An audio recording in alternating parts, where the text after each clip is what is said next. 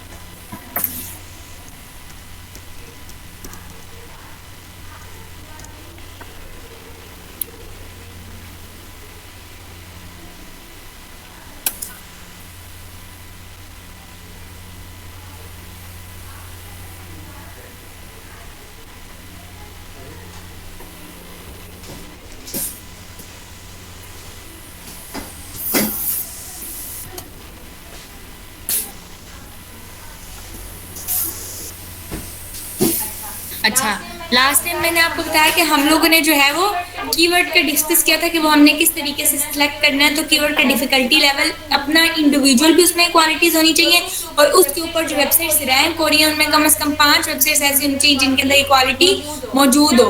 क्या क्वालिटी मौजूद हो?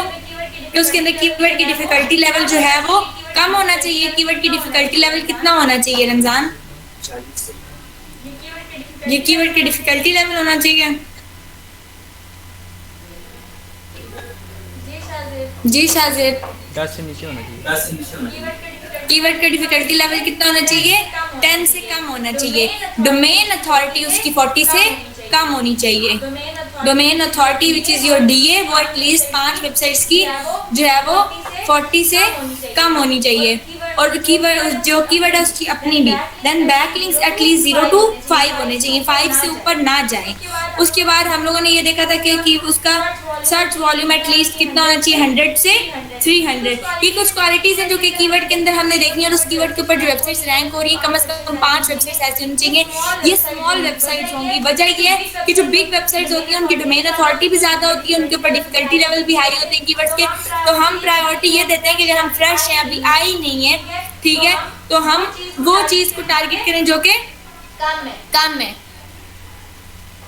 अच्छा, उसके बाद हम लोगों ने देखा था ऑन पेज एसईओ के लिए हम लोगों ने कीवर्ड तो हम लोगों ने देख लिया कीवर्ड सर्चिंग किस तरीके से करते हैं। मैंने आपको बताया उसके लिए एरएफ टूल है, हमारे पास ऊबर सजेस्ट है, ठीक है, ऊबर सजेस्ट से हम फाइंड कर सकते हैं। इसी तरीके से हमारे पास गूगल का अपना गूगल कीवर्ड प्लानर है, ठीक है, वहां से हम देख सकते हैं। सेमरश टूल है, ठीक है, सेमरश भी अच्छा है।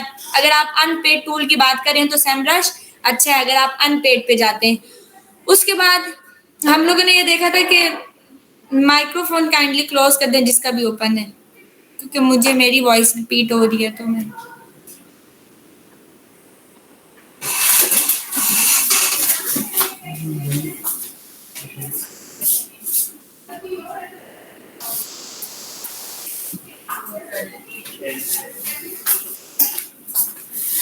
उसके बाद जो है हम लोगों ने ये देखा था कि अगर हम लोगों ने ऑन पेज एसईओ करनी है तो ऑन पेज एसईओ के लिए सबसे पहली चीज मैंने आपको ये बताई थी कि हमें कंटेंट में क्या क्या चीजें देखनी है। मैंने आपको कहा कि आप ग्रामरली पे चले जाएं, वहां से आपको कंटेंट में हेल्प मिल सकती है, ठीक है। डिफरेंट टूल्स हैं, आपको डिफरेंट टूल्स के ऊपर से आप जो है वो कंटेंट लिख सकते हैं।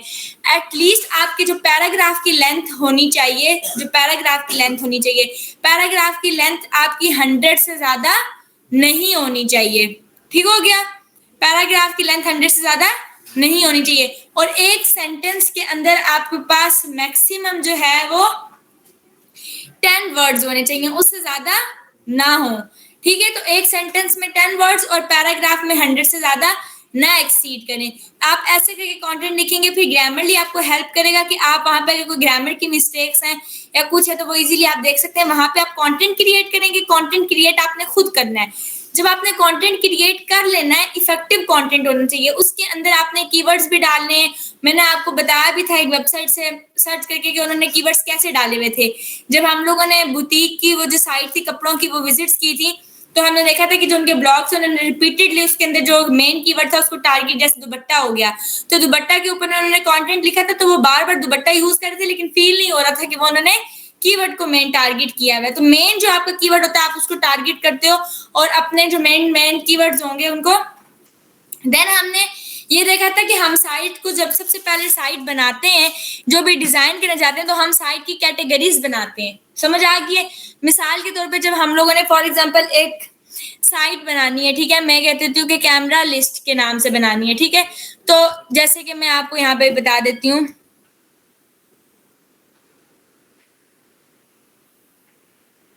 ये होती है कैटेगरी। लेट्स से मेरे पास एक साइट है, ठीक हो गया। मुझे उस साइट के अंदर ये बेस्ट है। अगर मुझे मेरी साइट है तो मेरी साइट के अंदर कुछ कैटेगरीज होंगी। मैं क्या क्या कैटेगरी दे रही हूँ, एग्जाम्पल क्या होगी कि जैसे मेरे पास है Canon GX Mark II review, Sony alpha review, ठीक है। कैनन ये कैमरा है, ये कैमरा लिस्ट की एग्जांपल मैंने आपको इसलिए दी थी कि कैमरा लिस्ट की एग्जांपल के अकॉर्डिंगली ये 5 ऐसी कैटेगरीज हैं जो मैंने फाइंड की हैं कि भाई मेरी कैमरा लिस्ट के अंदर होगी। मेरी साइट किस नेम से है? कैमरा लिस्ट के नाम से मेरी साइट है। और कैमरा लिस्ट की साइट के अंदर मेरे पास ये 5 ऐसी कैटेगरीज हैं जो मैंने डाली हैं कि मेरी साइट में कैटेगरीज होंगी। समझ आ गई? अब मैं बात करती हूँ कि ये कैटेगरी, अब अगर हम नाउ डेज बात करें, सबसे पहले मैं आपको बता देती हूँ कि कंटेंट हब्स फॉर एसईओ क्या होते हैं। कंटेंट हब्स फॉर एसईओ ये होते हैं कि हम एक पिलर पोस्ट क्रिएट करते हैं। We create a pillar post in depth. ये आजकल आपकी एसईओ में बहुत ज्यादा रैंकिंग फैक्टर है कि हम जो है पिलर पोस्ट बनाते हैं। पिलर पोस्ट का मतलब क्या होता है? पिलर पोस्ट जो है बाकी पोस्ट के साथ लिंक करवाती है हमारे मेन पोस्ट को, और जितनी भी रिलेटेड पोस्ट है वो लिंक बैक हो रही होती है हमारी पिलर पोस्ट के ऊपर। पिलर पोस्ट आपका एक लिंक क्रिएट करती है होम पेज से और एक गूगल के ऊपर एक गुड पोजीशन लेती है आपकी पिलर पोस्ट। किस तरीके से? मिसाल के तौर पे ये मैंने आपको एग्जांपल भी दी कि चीज है, चीज आपकी क्या होगी? एक पिलर पोस्ट होगी। पिलर पोस्ट का मतलब है कि आप एक मेन पोस्ट बनाएंगे, मेन पोस्ट के अंदर आप रखेंगे न्यूट्रिशन वैल्यू ऑफ चीज, हाउ टू मेक चीज एंड टाइप्स ऑफ चीज।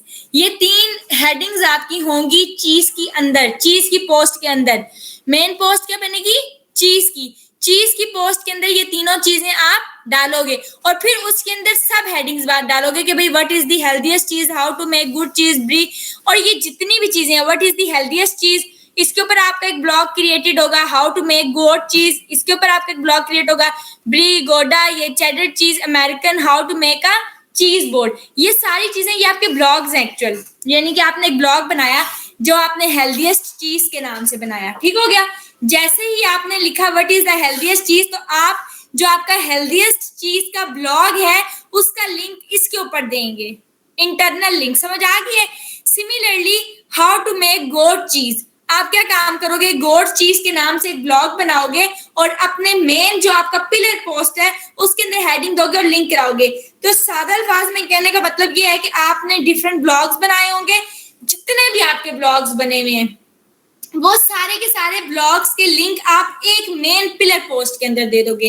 तो हेडिंग्स बना के उससे ये होगा कि गूगल उसको रैंकिंग देगा। जैसे कि मिसाल के तौर पे ये कैनन के एग्जांपल बेस्ट है, इसमें पिलर पोस्ट क्या है कि 5 best vlogging cameras with flip screen. मैंने एक पिलर पोस्ट बनाई इस नाम से कि 5 best vlogging cameras with flip screen. उसके बाद मैंने इसके ऊपर भी अलग से ब्लॉग बनाया हुआ है, नीचे भी इसके ऊपर अलग से ब्लॉग बनाया है, इसके ऊपर भी अलग से ब्लॉग बनाया है, इस पे भी अलग से ब्लॉग बनाया, इस पे भी। यानी कि इन 5 जो मेरे पास कैटेगरीज आ रही है, मैंने इनके ऊपर क्या बनाए हैं? 5 ब्लॉग्स बनाए हुए। इन पांचों के पांचों ब्लॉग्स के जो लिंक मैं दूंगी वो किस में दूंगी? मेन पिलर पोस्ट के अंदर दूंगी। मेन पिलर पोस्ट मेरी इस नेम से होगी और मैं उसके अंदर इन सबके लिंक्स दे दूंगी। फॉर एग्जाम्पल अगर मैं यहाँ आ जाती हूँ और मैं आपको ये बताती हूँ करके, तो मैं यहाँ पे एक और पोस्ट पे चली जाती हूँ। मेरे पास एक जो मेरी मेन पिलर पोस्ट है वो बनेगी। अच्छा, सबसे पहले मैं कैटेगरीज बनाऊंगी। मैंने आपको यही कहा था कि आप सबसे पहले कैटेगरीज बनाते हो। पोस्ट के अंदर आती हैं कैटेगरीज। जब आप अपने ब्लॉग को क्रिएट करने जा रहे हो या इसको तो आप कैटेगरी बनाओगे। अब यहाँ पे मेरे पास कैटेगरीज थी, मेरे पास कैमरा लिस्ट ही था। कैमरा लिस्ट के अंदर मैंने कैटेगरी बना ली कि भाई ये मेरा कैनन का है, ठीक है, तो मैं एक कैनन के नाम से बना सकती हूँ, एक सोनी अल्फा के नाम से और एक पैनासोनिक। तो कैनन हो गया, सोनी अल्फा और पैनासोनिक।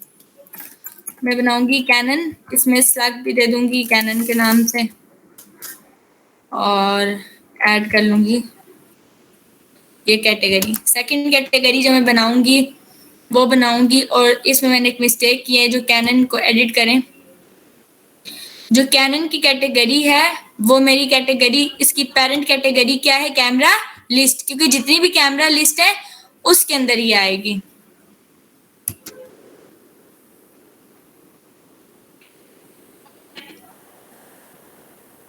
ठीक हो गया।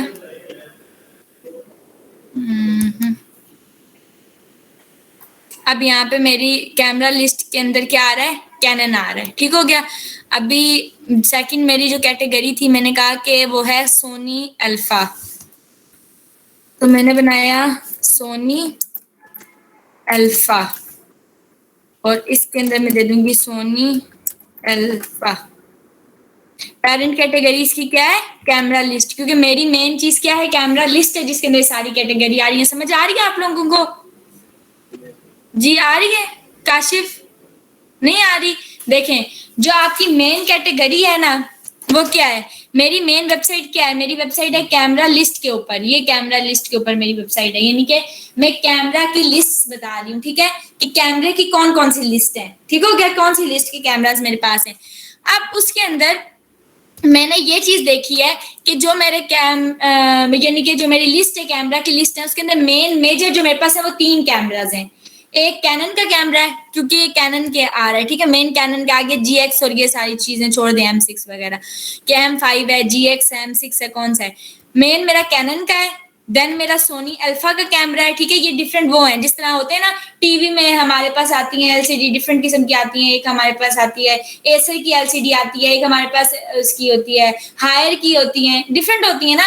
इसी तरीके से आपके पास ये जो एसीज होते हैं ये आपके पास जो है हायर के भी हैं, इसके अंदर आपके पास मित्सुबिशी भी है, ठीक है, डिफरेंट उसमें कैटेगरीज है। सिमिलरली कैमरा के अंदर भी क्या है, एक कैनन का कैमरा है, एक हमारे पास सोनी अल्फा का कैमरा और एक पैनासोनिक का कैमरा। ये मेरे 3 कैमराज हैं जो मेन मेरे कैटेगरीज हैं। और ये तीनों कैमरा आएंगे किसके अंदर, कैमरा लिस्ट के अंदर, लिस्ट के अंदर आएंगे ना। तो मैंने क्या काम किया था कि यहाँ पर मेरे पास कैमरा लिस्ट पहले से मैंने एक कैटेगरी बनाई हुई थी, मतलब मेरी मेन कैटेगरी, ठीक है, मेन कैटेगरी मैंने बनाई हुई थी कैमरा लिस्ट पहले से ही। मैंने कैटेगरी बनाई सोनी की, सबसे पहले कैनन बनाया, देन सोनी अल्फा बनाया, और इसकी पेरेंट कैटेगरी रखी कैमरा लिस्ट। इस बात का मतलब ये है कि जब आप पेरेंट कैटेगरी रखते हो तो आप कहते हो कि यानी ये जो मेरी कैटेगरी है ये इस चीज के अंडर आएगी, यानी इसके अंदर आएगी, इसके अंडर आएगी, इसके नीचे आएगी। अब मेरे पास तीसरी जो कैटेगरी थी वो थी, मैंने सोनी अल्फा भी डाल दिया, मैंने कैनन भी डाल दिया। थर्ड है पैनासोनिक। अगर मैं पैनासोनिक डालूंगी तो मैं इसका नेम दे दूंगी पैनासोनिक। अब मुझे बताएं इसका स्लग ये होता है जो आपको यहाँ पे नजर आता है, ठीक है, यानी कि ऊपर, ये बड़ा इंपॉर्टेंट होता है आपके SEO के लिए, तो आप यहाँ पे यूं ही दे देते हो, ठीक है। और अगर आपके पास 2 वर्ड्स हो तो आप डैश लगा के अगला वर्ड लिखते हो, ठीक हो गया। यहाँ मैंने स्लग क्या दे दिया, पैनासोनिक, क्योंकि है ये। अब पेरेंट कैटेगरी पूछ रहे हैं कि भाई ये किस चीज के अंदर आएगी, तो मेरी किसके अंदर आ रही है, ये कैमरा लिस्ट के अंदर। मैंने वो दे के ऐड कर दी एक न्यू कैटेगरी।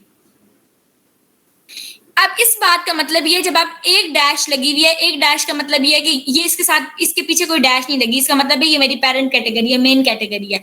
जिसके पीछे डैश, सिंगल डैश लगी है, इसका मतलब है ये सारी किसके अंदर आ रही है, कैमरा लिस्ट के अंदर आ रही है, क्योंकि मेरी पेरेंट कैटेगरी है। तो कैमरा लिस्ट के अंदर मेरे पास पैनासोनिक आ रहा है, सोनी अल्फा आ रहा है, बेस्ट बजट कैमराज आ रहा है और कैनन आ रहा है। समझ आ गई? अब बेस्ट बजट कैमरास के अंदर, ये मैंने पहले से पोस्ट बनाई थी कैटेगरीज की, ये बेस्ट बजट कैमरास के अंदर ही इसकी सब कैटेगरी जो आ रही है वो 2 डैश आ रही है, यानी कि ये इसकी सब कैटेगरी है। समझ आ गई? तो अब क्या हो रहा है कि ये इस तरीके से मैंने एक कैमरा लिस्ट बनाया, मेन पेरेंट कैटेगरी थी, उसके अंदर 3 कैटेगरीज बना दी, ये तीनों कैटेगरीज बना दी हैं। अब मैं क्या काम करूंगी, नेक्स्ट थिंग, मेरे पास कैटेगरीज बन गई, मैं पोस्ट के ऊपर आ जाऊंगी। समझ आ रही है सबको? अच्छा, यहां पे मैंने एक ऐड कर लेती हूँ न्यू पोस्ट। जी अब्दुल रहमान, समझ आ रही है? आ रही है? नहीं आ रही? अच्छा, जिसको नहीं आ रही काइंडली हाँ ना में कुछ जवाब दिया करें, ऐसे ही ना बैठ जाए।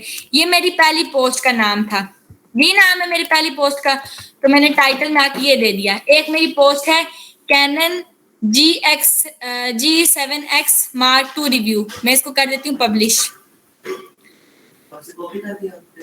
हाँ कॉपी पेस्ट किया समझाने के लिए आप लोगों को, जाहिर है आपकी तो अपनी कैटेगरी होगी ना, अपना सिस्टम होगा, मैं आपको जनरल समझा रही हूँ।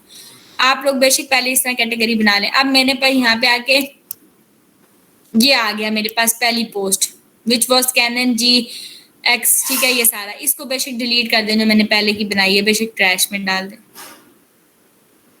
फिल वक्त के लिए मैं इसको क्लीन कर लेती हूँ ताकि आपको समझ आ जाए। हेलो वर्ड भी डिलीट कर दी फिल वक्त, और ये भी डिलीट कर दिया। मेरे पास सिर्फ और सिर्फ क्या पड़ा हुआ है, ये कैनन वाली पड़ी हुई है। और मैं इसी तरह कैटेगरीज भी डिलीट कर लेती हूँ जो बाकी हैं।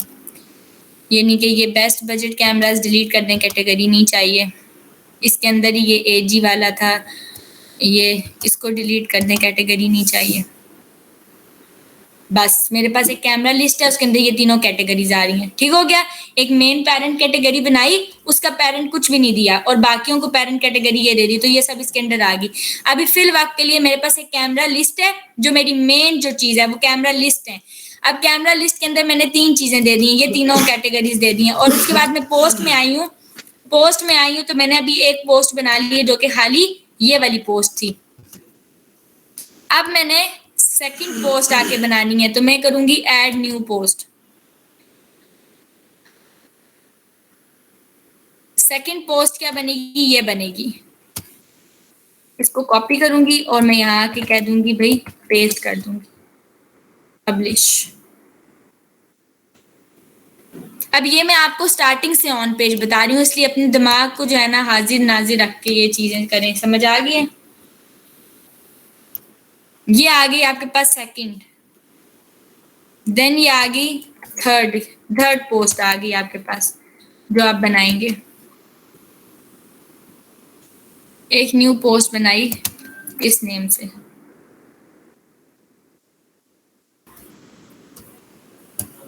देन ये फोर्थ है, नेम को कॉपी कर लेती हूँ। अच्छा ये भी पोस्ट बन गई है। अच्छा 3 पोस्ट आ गई हैं। अब एक न्यू पोस्ट,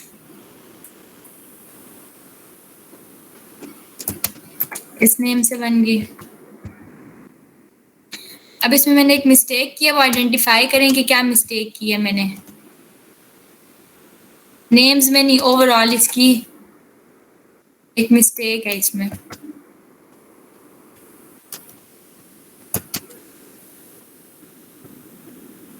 पब्लिश नहीं, पब्लिश तो हो गया। इसमें मिस्टेक ये है, मैं आपको हिंट दे देती हूँ, आगे आप बताएंगे। आप मुझे बताएं कि मेरी कैटेगरीज बनाने का क्या मकसद हुआ है। जी कोई मकसद हुआ है मेरी कैटेगरीज बनाने का? क्यों बनाई है मैंने कैटेगरी? पोस्ट को कैटेगराइज करने के लिए। बिल्कुल, तो हमने वो काम नहीं किया। अब मुझे बताया वो काम हमने नहीं किया। अब जो मैंने 3 कैटेगरीज बनाई थी, अब उसमें मुझे बताएं कैनन के अंदर कौन कौन सी पोस्ट आएगी इसके अंदर, कैनन की कैटेगरी में। हाँ 1, 3 और 4। सोनी अल्फा की किस में आएगी? सोनी अल्फा की कैटेगरी में। और पैनासोनिक किस में आएगी? पैनासोनिक की कैटेगरी में। तो मुझे अब इनको इनकी कैटेगरीज देनी है। सबसे पहले मेरे पास आ जाएगी पैनासोनिक वाली, मैं इसको करूंगी एडिट। यहाँ पे साइड पे आपको ऑप्शन आता है, ये सेटिंग्स के अंदर आप जाते हैं। अगर आपकी सेटिंग्स नहीं आ रही, इस तरह आपकी पोस्ट ऐसे शो हो रही है, तो आप यहाँ पे सेटिंग्स पे क्लिक करोगे। सेटिंग्स पे क्लिक करूंगी तो यहाँ पर आ जाता है, नीचे आएंगे तो कैटेगरीज, समझ आ गई? पोस्ट के अंदर इन कैटेगरी को ड्रॉप डाउन करूंगी। फिल वक्त ये मेरी पोस्ट अनकैटेगराइज्ड है, तो मैं क्या काम करूंगी कि ये किस में आएगी? ये आएगी पैनासोनिक की कैटेगरी के अंदर। समझ आ गई? इसको आके कर दिया मैंने अपडेट। पैनासोनिक वाली अब मेरी पैनासोनिक की कैटेगरी में आ गई, अपडेट हो गई है। अब बैक करेंगे अब ये कैनन वाली को एडिट करती हूँ और ये आएगी कैटेगरी में अनकैटेगराइज्ड आके ये आएगी कैनन की कैटेगरी में। इसको भी अपडेट कर दिया। कैमरा लिस्ट को नहीं कर सकते? कर दें कैमरा लिस्ट को भी, ये कैमरा लिस्ट के अंदर ही आ रही है। ठीक है, ये भी कर दें आप। ये फिर ये होता है कि वो कैमरा लिस्ट के अंदर भी आएगी, यानी कि कैमरा लिस्ट की भी कैटेगरी में आएगी और उसके अंदर कैमरा कैनन में भी आएगी। तो ये फिर दोनों इसको कैटेगरीज मिल जाएंगी, जबकि मैंने इसको सिर्फ कैनन में रखना है। समझ आ गई है कि भाई ये इस जरूरी नहीं आप रख सकते हो, लेकिन कहने का मेरा मकसद आपको समझाने का कि अगर आप ये भी रखते हो तो फिर ये कैमरा लिस्ट की भी कैटेगरी में आएगी, जबकि मैंने कैमरा लिस्ट की कैटेगरी के अंदर सिर्फ ये 3 कैटेगरीज रखी हैं। ये एक्चुअली मैं कैनन में रख रही हूँ। समझ आ गई? तो ये आ गई अपडेट। उसके बाद बैक हो जाते हैं। अपडेट हो जाए तो यहाँ से अब बैक 80 वाला किया, अब M5 वाला इसको एडिट करेंगे। ये आ गई कैनन की कैटेगरी में अगेन। उसके बाद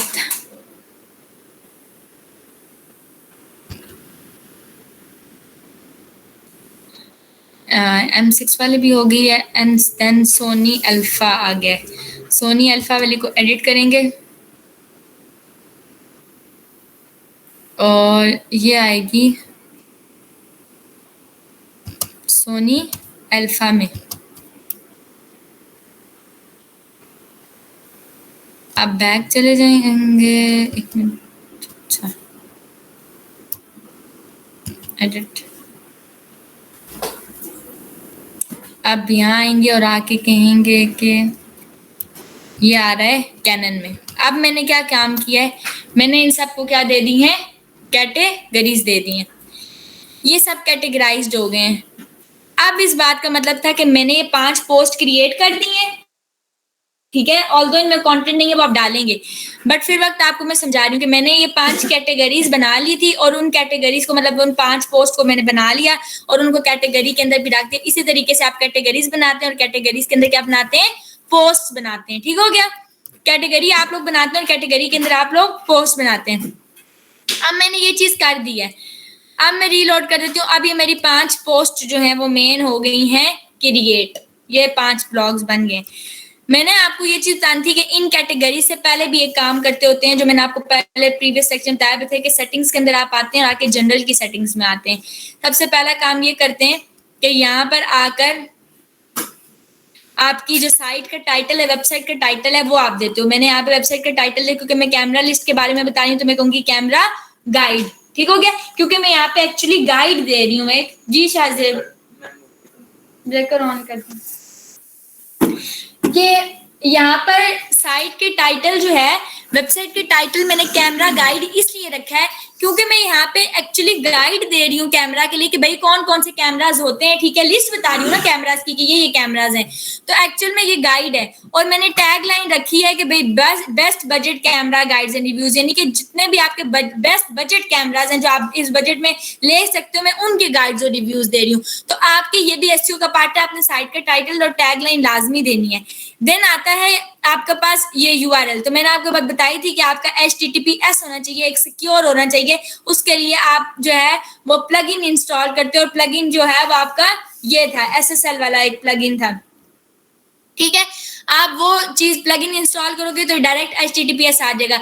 अभी मेरा यहाँ पर इसलिए नहीं आ रहा, रीजन ये है क्योंकि मैं लोकल होस्ट पे काम कर रही हूँ ना, तो वो इसको सिक्योर नहीं बना सकता। समझ आ रही है? तो लोकल पे काम करें तो ये इशू आ रहा है, जब लाइव पे करेंगे इशू नहीं आएगा। और मैंने आपको कहा था जब आप लॉग इन करते हो, जो ईमेल डालते हो वो आपके एडमिनिस्ट्रेशन की ईमेल में आएगा। यहाँ तक आपका क्या हो गया था, साइट के टाइटल वगैरह करके आपने करना था अपडेट। सेकेंड चीज आपने करनी थी, आपने आना था रीडिंग के अंदर।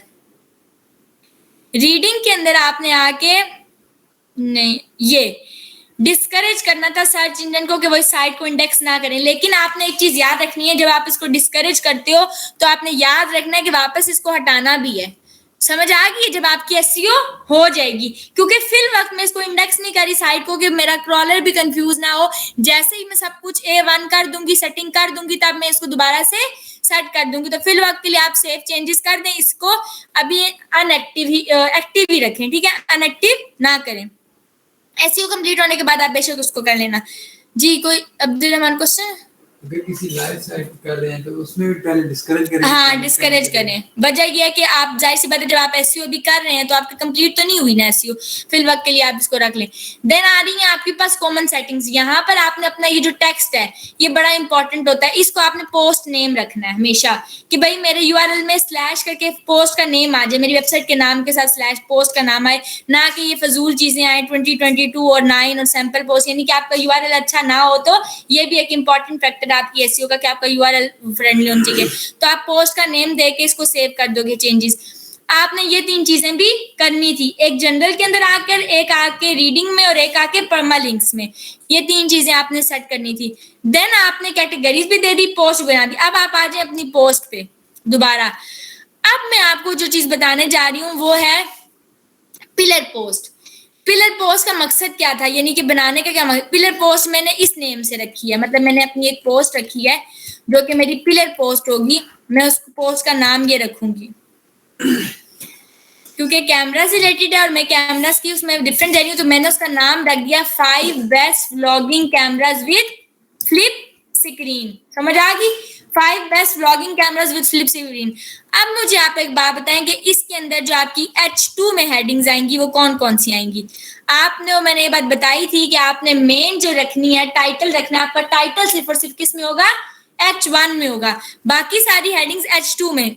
मैं H2 में ये रखूंगी, ये हेडिंग आ गई। इंटर करें दोबारा, ये पास आपकी हेडिंग है H2 दोबारा,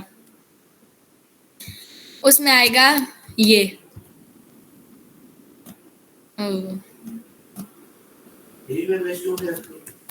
जी।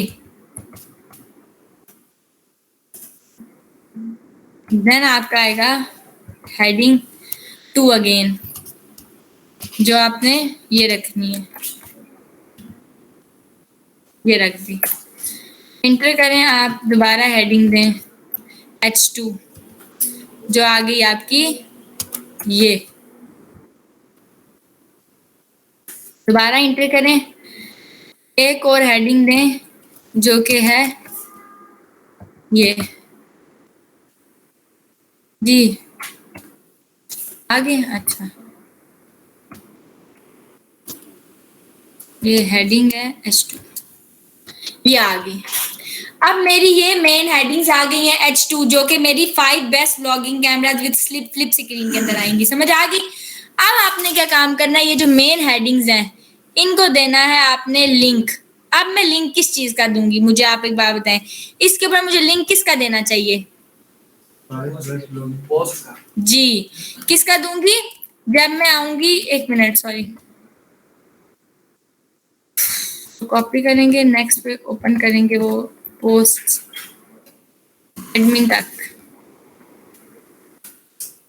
ये मेरा डैशबोर्ड ओपन है, यहाँ पे पोस्ट पे चले जाएं। सबसे पहले मेरे पास कैनन G7 वाली को लिंक देना है, तो ये मैं कैनन G7 किधर गया है, ये रहा। इसको करवाऊंगी व्यू, ये इसकी वेबसाइट जो भी इसका एड्रेस है वो है। यहाँ आऊंगी और मैं आके इसके ऊपर दे दूंगी उसका लिंक, दिस। और लिंक देने के बाद आप इसको डालते हैं कि भाई सबमिट भी करो, तब सबमिट होता है। सही है? अब ये बन गया, इस पे यूआरएल इस पोस्ट का आएगा। ठीक हो गया। सेकंड, दोबारा बैक जाएं। नेक्स्ट मेरी है सोनी अल्फा वाली A6, ये वाली, इसको करें व्यू। ठीक हो गया। ये वाली मेरी इसकी यूआरएल है। मैं यहाँ आऊंगी और आकर इसको सिलेक्ट करके इस पे यूआरएल दे दूंगी ये, और इसको सबमिट करूंगी। ये हो गया दूसरे पे लिंक। अब M6 वाली है जो कि ये है, इसको ओपन करूंगी और ये आके यूआरएल इसका कॉपी करूंगी और यहाँ पर आकर पेस्ट कर दूंगी, सबमिट। कट भी हो गया। देन ATD वाला है, ATD ये रहे, लिंक पे ओपन करेंगे।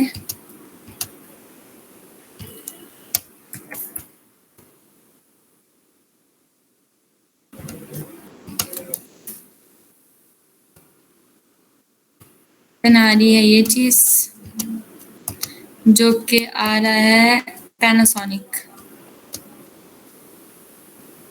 ये रही पैनासोनिक,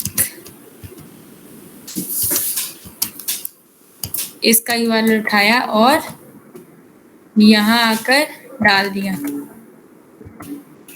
ये हो गया। अब आप मुझे बताएं, इसको आके करें publish. This one is your pillar post. मैंने क्या काम किया, पहले ये 5 पोस्ट बनाई, अब गूगल इस वाली पोस्ट को बहुत ज्यादा रैंकिंग देगा, समझ आ रही है, क्योंकि ये आपकी पिलर पोस्ट है और जितने भी पोस्ट के लिंक है, वो जितनी भी मैंने पोस्ट क्रिएट किए सारे के सारे के लिंक इस पोस्ट के अंदर पड़े हुए हैं। इसका मतलब है कि ये पोस्ट क्या है, ये पोस्ट बड़ी इंपॉर्टेंट है, क्योंकि जब गूगल क्रॉल कर रहा है, गूगल जब इस लिंक के ऊपर क्लिक करेगा तो वो इस पोस्ट पे भी जाएगा, पहले इसके साइट को डाटा को रीड करेगा, फिर दोबारा वो बैक आएगा, अगला इस लिंक पे जाएगा, फिर इस, तो यानी कि इस पोस्ट के थ्रू वो आपकी जितनी भी पोस्ट है सबको रीड कर रहा है। तो this one is your pillar post और ये बड़ी इंपॉर्टेंट है आपकी रैंकिंग के लिए। अब इसके अंदर आप आके इंटर करके जो भी डाटा डालना चाहें, और अगर इसके अंदर कोई सब हेडिंग है, ठीक है, तो वो आप डाल सकते हैं, यानी, और सब हेडिंग मैंने आपको कहा था वो आप हेडिंग 3 में देंगे। वो किस में देंगे, हेडिंग 3 में देंगे। मिसाल के तौर पे अब इसकी सब हेडिंग क्या हो सकती है, Canon GFX Mark II review, Canon GFX Mark II review, क्या आ गया,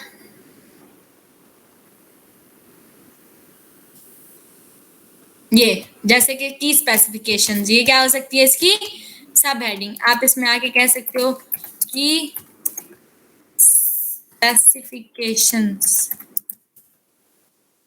और इसके अंदर आके जो भी डाटा ये इसकी की स्पेसिफिकेशंस हैं वो आके डाल दो।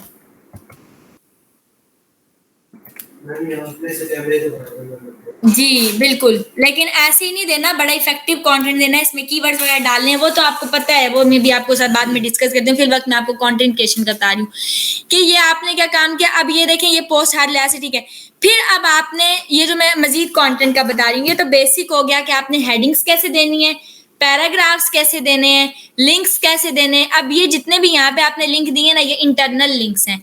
आप अपनी पोस्ट में एक्सटर्नल लिंक्स भी देते हो, जैसे अब ये वाला जो है ये आपके मुताबिक बात कर रहा है, ये डाटा जो है, तो आप यहाँ पे आके कह सकते हो कि यहाँ पे आके कहते हो वी ऑफर, वो आप लिखोगे ऑब्वियसली जो भी डाटा है, GFX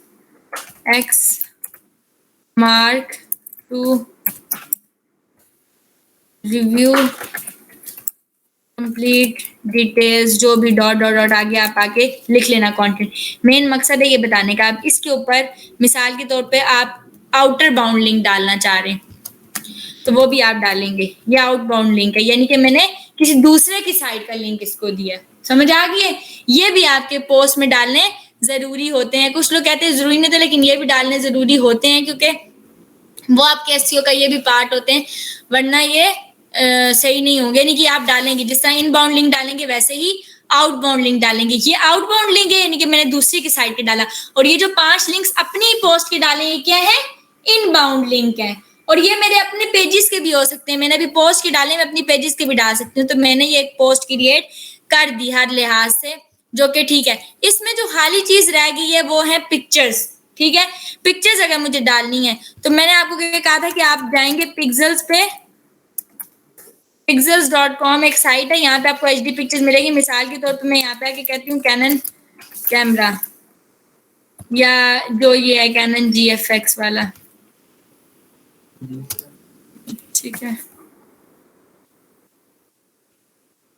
किसी का मैम आउटबाउंड लिंक डाला तो वो उस वेबसाइट में चले जाएगा, उसमें जाएगा, हाँ। लेकिन ये हम कहते हैं, लेकिन ये गूगल इस चीज को भी रैंकिंग देता है। वो कहता है सिर्फ अपने लिंक्स ना डालो, आउटबाउंड भी डालो। तो वो वापस उसी में सारा वो अपना डाटा क्रॉल कर ले। वो हम आगे देखेंगे, वो फिर हम नो फॉलो और डू फॉलो और नो फॉलो लिंक्स डालते हैं, बैक लिंक्स बनाते हैं। वो हम देखेंगे कि डू फॉलो नो फॉलो का क्या मतलब है, कि इस लिंक को फॉलो ना करो। वो हम फिर रिलेशन में देते हैं कि फॉलो नहीं करना। मतलब हम गूगल को ये भी बताते हैं कि भाई इसको फॉलो करना है या इसको फॉलो नहीं करना है। मिसाल के तौर पे ये कैमरा है, तो सेव कर लेते हैं डेस्कटॉप पे। यहाँ आके अब आपने की स्पेसिफिकेशंस और आफ्टर दैट एंड पे हम एक पिक्चर भी लगाते होते हैं, हर एक हेडिंग के बाद लगानी चाहिए वैसे। लेकिन आप ये चीज़ याद रखनी है आपने कि आपकी पिक्चर जो है वो 10 से ज़्यादा एक्सीड ना करें, यानी कि हद मार के 10 पिक्चर्स होनी चाहिए। एक पोस्ट हाँ 10 ही हो, ज़्यादा ना हो, ठीक है। वो फिर बहुत ज़्यादा पिक्चर्स भी हों तो उसका इशू आता है। ये अब आपने कैमरा की पिक्चर लगा, ठीक हो गया। अब आप यहाँ पे आके इसकी कर लें कि इसको कर दें आप अलाइनमेंट सेंटर कर दें, पिक्चर को सेंटर हो गई, सेंटर में ही रख ली। और यहाँ मैंने आके इसको दे दिया कोई कैप्शन, जैसे कि, और कहना कैप्शन आपने क्या दे देना है, यही वाला दे देना है कि आपने इसके रिव्यू के अकॉर्डिंग। अब मैंने आपको ये चीज़ कही थी कि इस पिक्चर का आल टेक्स्ट बहुत इंपॉर्टेंट है। अगर आपने नहीं दिया तो आपकी एसईओ बड़ी इफेक्ट होगी। तो आपने यहाँ के अपना कीवर्ड डालना है, यानी कि अपना मेन जो भी कीवर्ड है वो आपका टारगेटेड कीवर्ड, वो यहाँ आके आपने अल्टरनेटिव टेक्स्ट में आकर देना है और इसको अपडेट करना है। अभी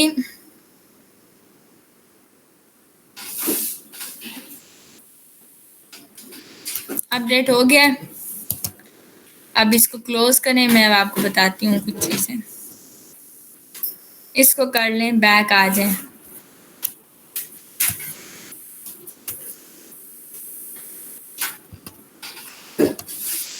अब ज़रा आप हटाएं इसको, और मैंने आपको क्या चीज़ें बताई थी। बेस्ट क्वालिटी कंटेंट आपने लिखा है, ग्रामरली से मिस्टेक्स वो करनी है, ठीक है। एसईओ का टाइटल में आपने कीवर्ड डालना है। एसईओ के टाइटल में मैंने वैसे ही क्या डाल दिया था, अपना जो कीवर्ड था 5 बेस्ट व्लॉगिंग कैमरास वाला, जो भी डाल दिए। H2H3 लिंक्स भी हमने डाल दिए। एसईओ फ्रेंडली परमा लिंक और यूआरएल ये हमने डालना है अभी। और हम लोगों ने ज़्यादा पिक्चर्स भी नहीं डाली हैं, इंटरनल एक्सटर्नल लिंक्स भी डाल दिए हैं, इमेज डाली है, वीडियो की हमें ज़रूरत नहीं है। जो रह गई है वो एसईओ फ्रेंडली परमा लिंक और यूआरएल। तो हम यहाँ आ जाते हैं, हमने यूआरएल डालना है। इस पोस्ट को करेंगे हम एडिट,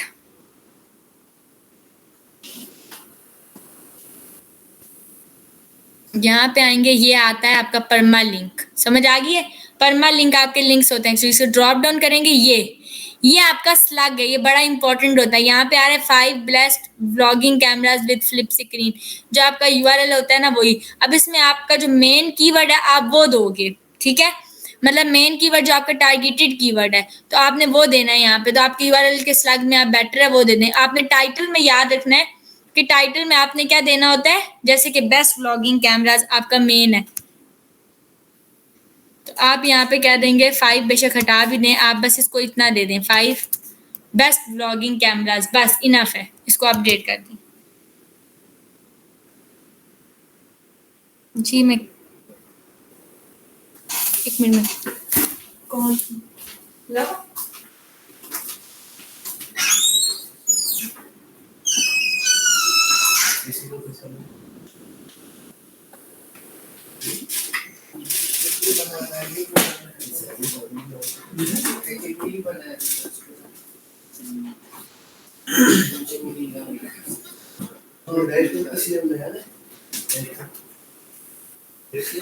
कुछ भी नहीं।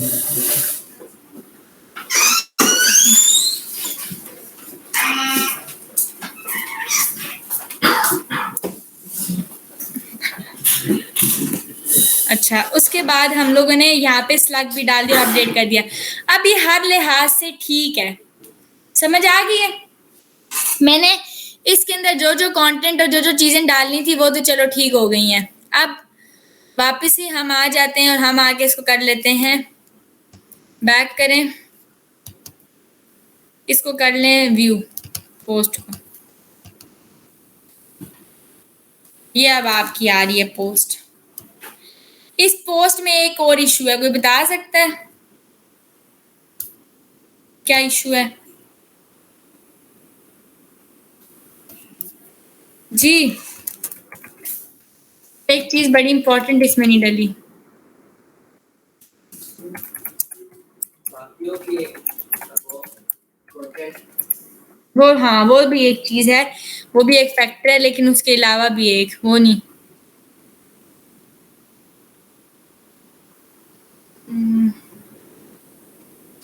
कैमरा लेट्स से मैंने ये डेस्कटॉप पे सेव कर दिया। मैंने क्या चीज नहीं डाली यहाँ पर, मैंने इसके अंदर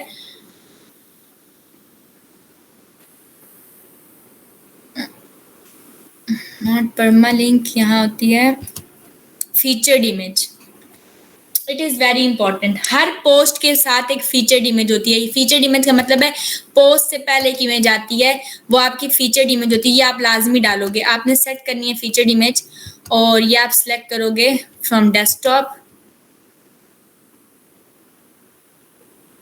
अब ये देखें, यहाँ मैंने फीचर्ड इमेज लगाई, पोस्ट में कहीं नहीं है, आप देखेंगे फीचर्ड इमेज शो कहाँ होगी। सेट कर दी मैंने फीचर्ड इमेज, इसको अपडेट करें। दोनों में फर्क है। जो इमेज है हम हेडिंग के अंदर पोस्ट के अंदर इमेज दे रहे हैं, और फीचर्ड इमेज हमेशा, एक मिनट अपडेट होगी, आप इसको सेव करें। फीचर्ड इमेज आई क्यों नहीं है, एक मिनट।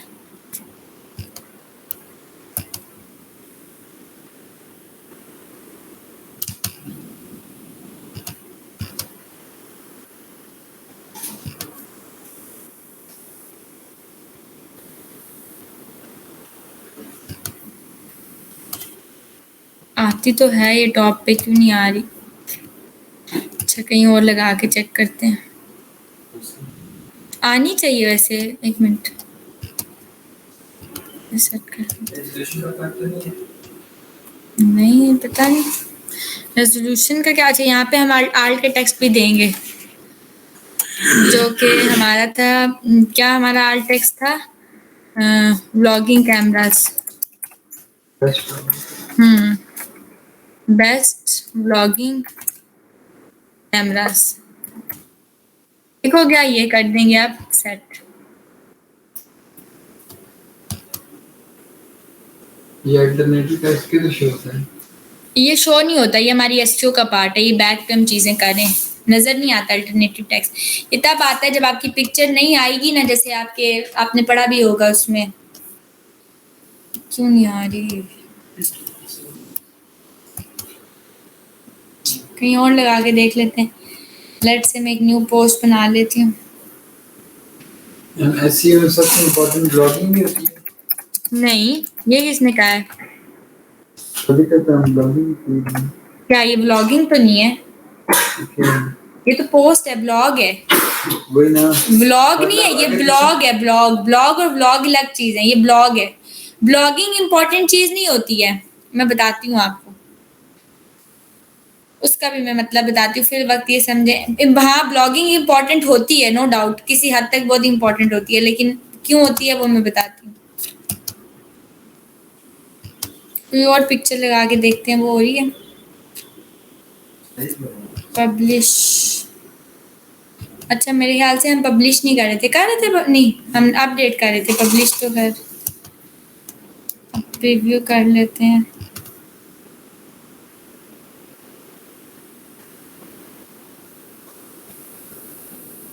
नहीं शो हो रही फीचरिंग, एक मिनट। ब्लॉग फीचर्ड इमेज,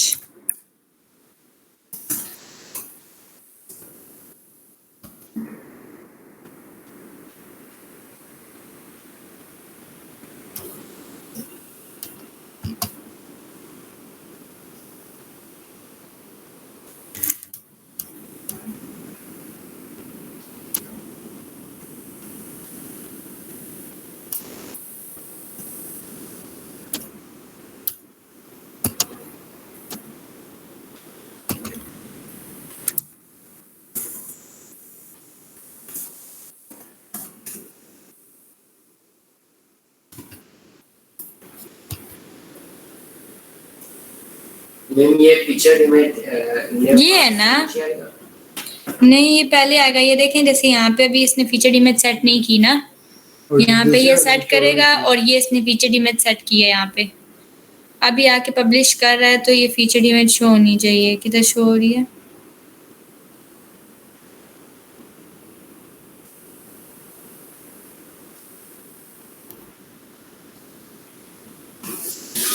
इधर ही शो होती है। मैं तो अच्छे से लगा रही हूँ फीचर इमेज, पता नहीं क्यों नहीं शो हो रही। फीचर इमेज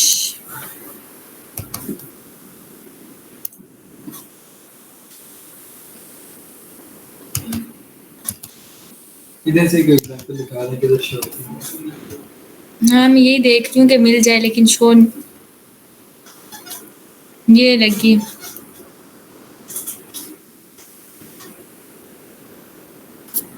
तो ये तो अलग चीज कर रहे हैं।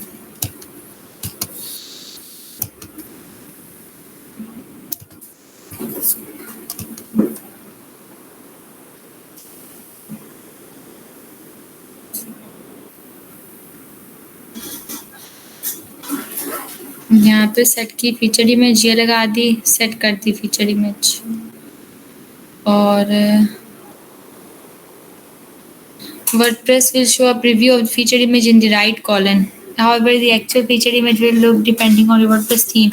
You can save or publish your post and preview it to see how the feature image will preview on your light site. Depending on certain defined by theme developer, your feature image will automatically appear with your post.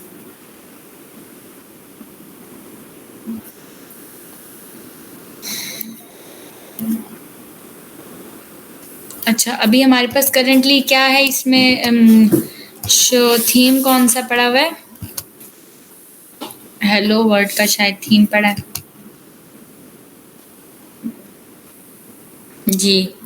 May be theme की वजह से हो रहा है। हम theme change कर लेते हैं, कोई थीम लगा लेते हैं, हम एस्ट्रा लगा लेते हैं। मैंने आपको बताया था कि थीम्स भी हमें कौन कौन से करने चाहिए। लाइट वेट थीम होने चाहिए आपके, जैसे इवेंटो है और एस्ट्रा हो गए, स्टार्टर टेम्पलेट्स, ये सब थीम।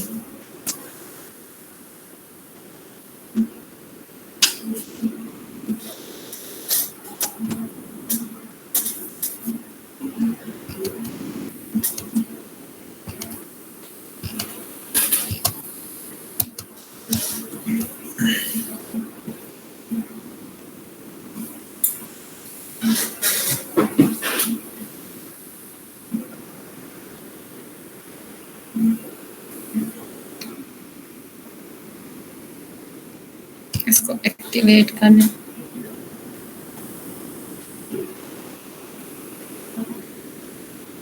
मैम जो हमने एसईओ करनी होगी ना, तो वो किसी बनी बनाई साइट की एसईओ करनी होती है, तो फिर इन सब चीजों में क्या करना तो ये वहीं पे इम्प्लीमेंट होगी ना, बनी बनाई साइट में। और क्या मतलब सारी टेम्पलेट भी चेंज करनी है? जाहिर है आप उसके लिए करेंगे चीजें, टेम्पलेट चेंज करेंगे, जो चीज आपको बेस्ट लगेगी आप वो करेंगे, अपने उसके लिए करेंगे ना। ये तो नहीं कि वो जो कहेगा आपको वो दे रहा है, कह रहा है एसईओ करो, तो आप चेंजिंग करेंगे, आप साइट का स्ट्रक्चर देखेंगे, आप हर एक चीज देखेंगे कि वो सही है या नहीं है, फिर जाके कहीं वो जी ये आ रही है, समझ आई? ये आती है फीचर इमेज। अभी मैं दिखाती हूँ, आ जाएगी आप। वो पता है उस वजह से आती, क्योंकि उस थीम में वो लोग फीचर इमेज शो नहीं करते। बेटर है आप लोग करें, इससे एक्स्ट्रा यूज़ कर लें। और ये है इसकी, हम लोगों ने जो मेन बनाई थी साइट वो ये थी, बेस्ट व्लॉगिंग कैमराज वाली। इसको व्यू कर लेते हैं अब आपको जो फीचर्ड इमेज हमने लगाई थी वो शो होगी, ये नज़र आ रही है, समझ आई? फीचर्ड इमेज किधर नज़र आती है? सबसे टॉप पे नज़र आती है, और बाद में आपकी जो भी इस तरीके से नज़र आती है, बाद में जो भी आपकी पोस्ट है वो आपको नज़र आएगी, जो कि ये है लाइक दिस।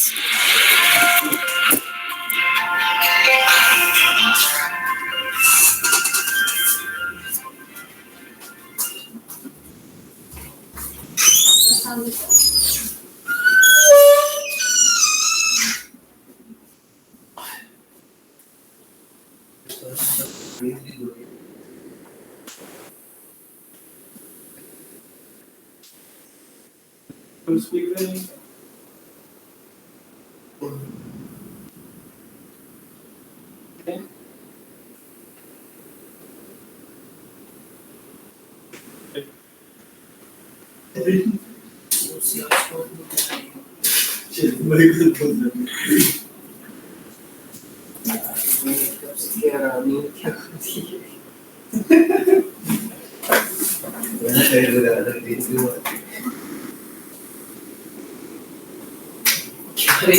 गाड़ी दिखा दे भाई कितन क्या करते हैं क्लास में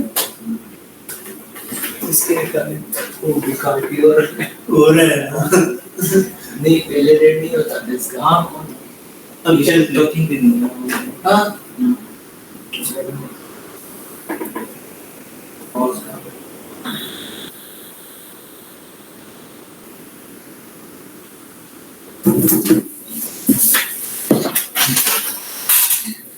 अच्छा, ये अब आपकी आके इसकी बेसिक ऐसी होगी। देन मैंने आपको प्लगइन बताए थे कि आपने इंस्टॉल्ड प्लगइन्स में मैंने आपको कहा था योस्ट एसईओ के थ्रू हम देखते हैं कि किस तरीके से होती है, और मैंने आपको कहा था कि योस्ट से ज़्यादा बेटर क्या है, रैंक मैथ है। अगर मैं दोनों को कंपेयर करूँ तो दोनों को अगर कंपेयर किया जाए तो जो हमारे पास योस्ट के अंदर जो कि योस्ट के प्रो वर्जन में जो जो चीज़ें हमें मिलती हैं वो रैंक मैथ के अनपेड में मिलती हैं। समझ आ गई? तो यानी कि रैंक मैथ कंपैरेटिवली ज़्यादा अच्छा है। तो मैंने यहाँ पे रैंक मैथ एसईओ कर लिया था, ठीक हो गया। रैंक मैथ एसईओ मैंने कर लिया था और यहाँ पे मुझे ये रैंक मैथ मिल भी रहा है। मैं इसके सबसे पहले आ जाती हूँ डैशबोर्ड में। ये रैंक मैथ का डैशबोर्ड है जिस पे आपको कुछ मॉड्यूल्स नज़र आ रहे हैं इस किस्म के 404 मॉनिटर ACF। आपको जो जो चीज़ें ज़रूरत हैं आप वो कर लें।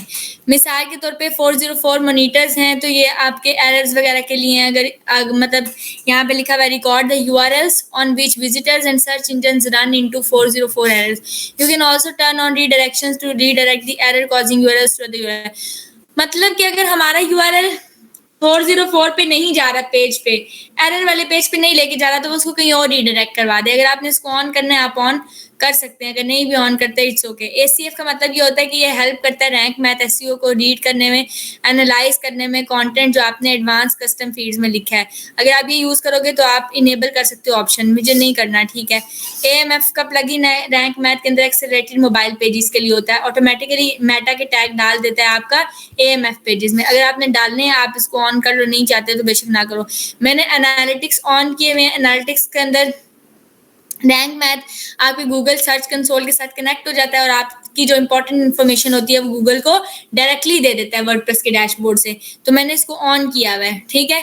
देन आपके पास कुछ इसी तरीके से आप देख लें कि जो जो चीज़ें आपको ज़रूरत है उसके अकॉर्डिंग बडी प्रेस मॉड्यूल होता है रैंक मैथ के अंदर जो आपके एसईओ फ्रेंडली, मतलब कि आपके फॉरम्स क्रिएट करता है by adding proper meta tags to all forum pages. Content AI मुझे ज़रूरत थी, इमेज की एसईओ करने के लिए मुझे ज़रूरत थी, मुझे इंस्टेंट इंडेक्सिंग करनी थी अपने पेज की, मैंने वो कर लिया, लिंक काउंटर यूज़ कर दिया, ठीक है।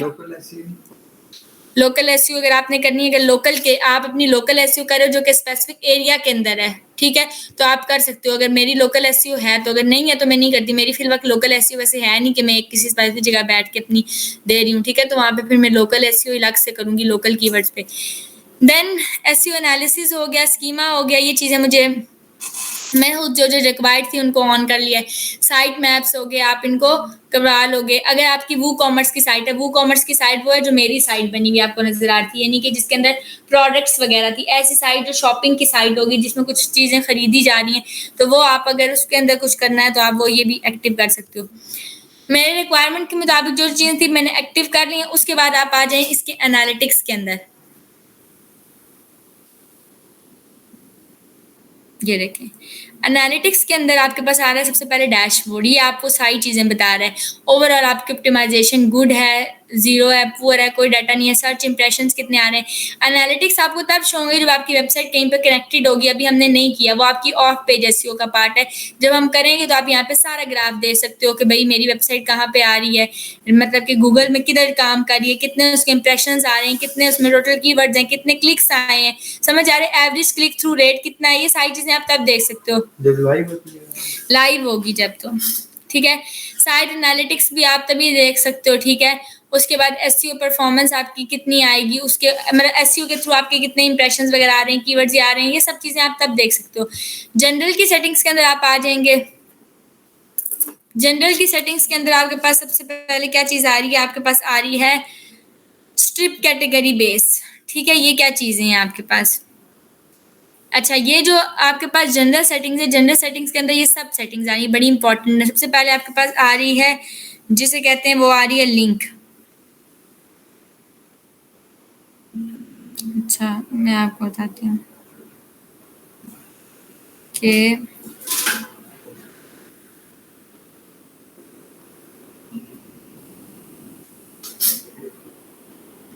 अच्छा, यहाँ पर आ रहा है ये क्या चीज़ें हैं। ठीक है, ये मैंने क्या चीज़ें एक्टिव की हैं, कौन सी नहीं की हैं, ये सब क्या है। सबसे पहले आ रहा है स्ट्रिप कैटेगरी बेस। यहाँ पे अगर आपको कोई इशू है, आप बाय डू दिस पे जाएंगे तो ये आपको कंप्लीट डिटेल सेटिंग्स बता रहा है, हर एक चीज़ के बारे में बता रहा है। यहाँ पे 1 से लेके सब सेटिंग्स बताएंगे। स्ट्रिप कैटेगरी सेटिंग्स वो ये बता रहे हैं कि वो ऐसी होती है, यहाँ पे आपकी कैटेगरी आती है और कैटेगरी के बाद आपकी जो एसईओ वगैरह आती है वो आती है। अगर आप इस ऑप्शन को इनेबल कर देते हैं तो आपके पास ये चीज़ आ जाएगी, यानी कि कैटेगरी इंक्लूड नहीं होगी बेस यूआरएल के अंदर। जब by default your category archives will include the category based on the URL, यानी कि यूआरएल के अंदर आपकी कैटेगरी भी आती होती है यहाँ पे। But if you have an SEO category then the archive page will do like this. ठीक है, तो वो आपका क्या करेगा, सबसे पहले आपकी मेन कैटेगरी डालेगा, फिर आपकी एसईओ वाली कैटेगरी डालेगा। तो आप अगर हटाते हो, आप डायरेक्ट अपनी एसईओ वाली कैटेगरी ही दिखाना चाहते हो, तो आप इस ऑप्शन को इनेबल कर लो। इसलिए मैंने क्या काम किया, इसको इनेबल कर लिया। देन आ रहा है आपके पास सेकंड के ऊपर आ रहा है रीडायरेक्ट अटैचमेंट्स। रीडायरेक्ट अटैचमेंट्स का क्या मतलब है कि अगर आप इस सेटिंग को इनेबल करोगे तो ये आपके जो अटैचमेंट पेजेस है, यानी कि मिसाल के तौर पे आता है yourwebsite.com/postwithpage। ठीक है, उसके बाद ये स्लैश जो भी आपकी फाइल का नाम होगा वो दे देगी। तो डायरेक्ट आप क्या काम करो, इस सारी चीज़ से बचने के लिए, इतने बड़े यूआरएल से बचने के लिए जिसके अंदर आपने अपनी वेबसाइट का नाम दिया हुआ है, स्लैश अपनी पोस्ट का नाम दिया हुआ है जो भी इमेज के साथ है, फिर आपकी इमेज का नाम आए, आप सीधा सीधा अपनी वेबसाइट के बाद क्या काम करो, अपनी इमेज का नाम दे, पोस्ट का नाम दे दो, खाली पोस्ट का नाम दे दो, इमेज का नाम देने की जरूरत नहीं है। तो आपने रीडायरेक्ट कर लिया इसको, अटैचमेंट्स को। उसके बाद आ जाता है रीडायरेक्ट ऑर्फन अटैचमेंट्स। ठीक है, आप यहाँ पे क्या काम करोगे, जो आपकी ऑर्फन अटैचमेंट्स होती हैं, यहाँ पे आपने अपनी पेरेंट पोस्ट डालनी है यूआरएल की, यानी कि images and attachments that are not associated with any post on your site और कॉल्ड ऑर्फन मीडिया। वो इमेजेस और अटैचमेंट्स आपके, यानी कि वो तस्वीरें जो आपने अपनी पोस्ट में लगाई हैं, जो आपको कहीं पे रीडायरेक्ट नहीं करवा रही हैं, वो आपकी होती हैं ऑर्फन अटैचमेंट्स या ऑर्फन मीडिया। अगर आप उस चीज़ से बचना चाहते हो तो आप उनको रीडायरेक्ट करा दो, यानी कि जितनी भी मेरी ऐसी पिक्चर्स हैं जो कहीं रीडायरेक्ट नहीं हो रही, उनको मेरी इस वेबसाइट के ऊपर रीडायरेक्ट करा दो। समझ आ रही है? मेरी वो पेजेस, यानी कि जब आप इमेज पे क्लिक करो और इमेज कहीं रीडायरेक्ट नहीं कर रही, आपने कोई अटैचमेंट लगाई है वो कहीं पे रीडायरेक्ट नहीं कर रही, बंदा उस पर क्लिक करता है कहीं नहीं जा रही, तो ये एसईओ का गलत इंपैक्ट है। अगर इस चीज से बचना चाहते हो तो यहाँ पे आप आके सिंपल डाल देंगे, भाई मेरी ये वेबसाइट का जो यूआरएल है, मतलब होम पेज मेरा ये, वहां रीडायरेक्ट करा दो बंदे को। उसके बाद आता है नो फॉलो एक्सटर्नल लिंक्स। अच्छा, नो फॉलो एक्सटर्नल लिंक्स क्या होते हैं? जैसे अभी अब्दुल रहमान ने क्वेश्चन किया था कि जब हम क्लिक करते हैं किसी चीज के ऊपर तो वो एक्सटर्नली जाकर डाटा को रीड करेगा उसकी, यही बात है ना। एक्सटर्नल लिंक दिया तो उसके डाटा को रीड करेगा और हमारी ये चीज क्या करेगी, इफेक्ट करेगी ऐसे को, उसके डाटा रीड कर रहा है। तो अगर आपने इसका रिलेशन नो फॉलो करना है कि भाई उस चीज को फॉलो नहीं करो, तो आप इसको ओपन कर देंगे सिंपल। तो इसका क्या होगा, वो open तो नहीं वो होता है? वो लिंक लेगा, लेकिन उस लिंक के ऊपर वो गूगल का क्रॉलर नहीं जाएगा और जाके उसके डाटा को स्कैन नहीं करेगा। समझ आ गई कि वो उसको क्या देगा, नो फॉलो, फॉलो नहीं करना। सिमिलरली ये भी आपका नो फॉलो, आपका इमेज के लिए भी आप कह देंगे भाई जो इमेजेस, मेरे जो फाइल लिंक्स हैं उनको नो फॉलो कर दो, जो मेरी इमेजेस हैं उनको कहीं पर फॉलो ना करो, यानी कि अगर इमेज पे कोई बंदा क्लिक करके कहीं जा रहा है तो उस पेज को फॉलो नहीं करना। समझ आ रही? जैसे मैं ये होम पेज दे रही हूँ उस पर, तो ये फॉलो नहीं करो बार बार। उसके बाद नो फॉलो डोमेन्स है। नो फॉलो डोमेन्स का मतलब है only add no follow attribute for the link if target domain is in this list, add one leave empty to apply no follow for all external domains. अगर आपका कोई specific एक link है या एक वेबसाइट है जिसके ऊपर आप नो फॉलो लगाना चाह रहे हो, मतलब आप कह रहे हो कि खाली इसी लिंक के ऊपर नहीं जाना, ठीक है, जो मैं यहाँ दूंगी, तो फिर आप दे दो। लेकिन अगर आप कह रहे हो कि जितने भी एक्सटर्नल लिंक लगा रही हूँ उनको नो फॉलो, तो फिर आपने दे दिया, इसकी जरूरत नहीं है। समझ आ गई है? और अगर आप देना चाहते हो तो आप इसको दे सकते हो। जैसे उसने यहाँ पे कह दिया, यहाँ पे 3 वेबसाइट्स दे दी हैं। This setting works in conjunction with the no follow external links open listed above and acts as a blacklist for domain. Simply put links from your website to any domain that you enter in this section will always be no followed. जो भी इसके अंदर डालेंगे वो हमेशा क्या होगी? Website no follow होगी।